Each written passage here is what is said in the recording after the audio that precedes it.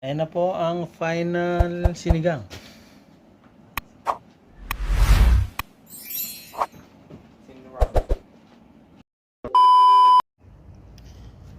Yan, meron akong tanim.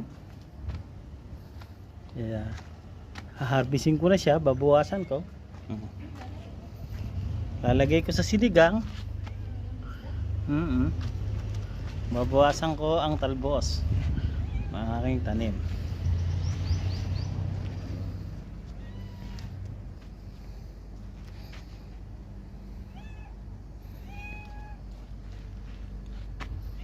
Laki na siya.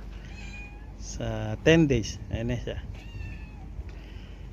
Malalapad na ang dahon, pwede nang harbisin. Yan, napitas ko na ulit. Oh.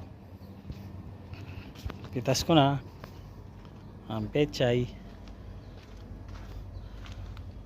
Yan. Ito na siya. Mga isigang. At syempre, hindi mawawala ang sinigang. Ayan na, malapit na. Kumukulo-kulo na siya. Lalagay na yung talbos. Talbos na lang ang kulang. Ayan. Mausok na mausok. Ang sarap.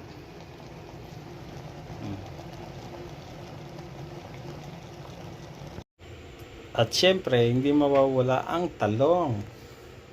Ayan. Pechay at talong. Fresh na pechay. Galing sa labas. At talong. Bumili lang ako dyan sa kanto. Ayan o. Sama na natin sa sinigang yan. Yan. Nilagay ko na ang talong. Ayan. Talong. Talong.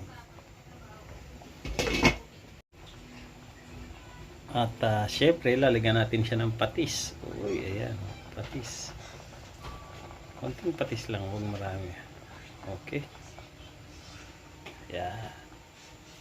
At ito na, ilalagay na natin ang pechay.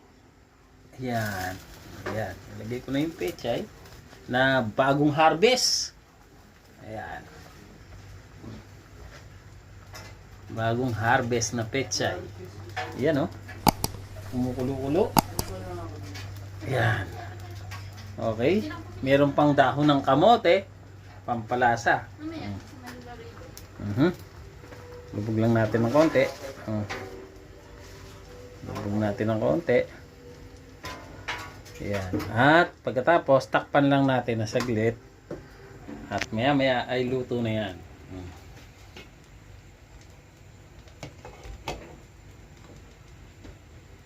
A few moments later. Okay, tingnan na natin ang ulam. Ayan. At luto na siya. Ito na siya. Wow. Patayin na natin kasi luto na siya. Okay. Ayan na po ang final sinigang.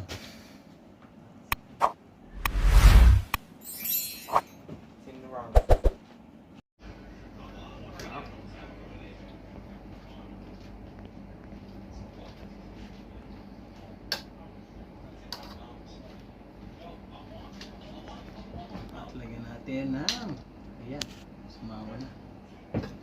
Pechay yung bagong kuha ng pechay. Ayan. Ayan. Pechay at ang talong at saka sabaw.